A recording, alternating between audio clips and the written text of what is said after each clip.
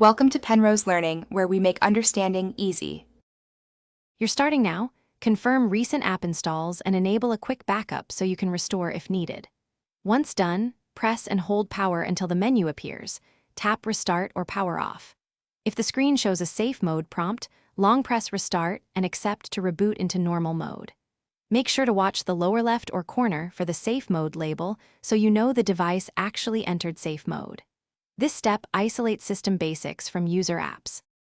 Once in safe mode, you'll see only system apps. That's the diagnostic advantage. You can reproduce the issue. If it disappears, a user app caused it. Navigate to Settings, Apps, and sort by recent installs or by battery and permissions to find suspects. Disable an app first to test impact, and uninstall only after confirming behavior returns to normal. After each change, reboot normally to check whether safe mode stays off, which tells you if you removed the culprit. To finish, clear cache/data for apps you can't remove. That often resolves conflicts. If problems persist across several reinstalls, back up and perform a factory reset as a last resort because it removes persistent software issues.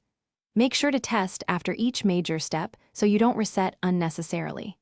If safe mode still activates after reset, inspect stuck volume or power buttons. These can trigger safe mode on boot, or contact the manufacturer for hardware diagnostics and repair options. Thanks for watching. If this was helpful, leave a like and consider subscribing. See you next time.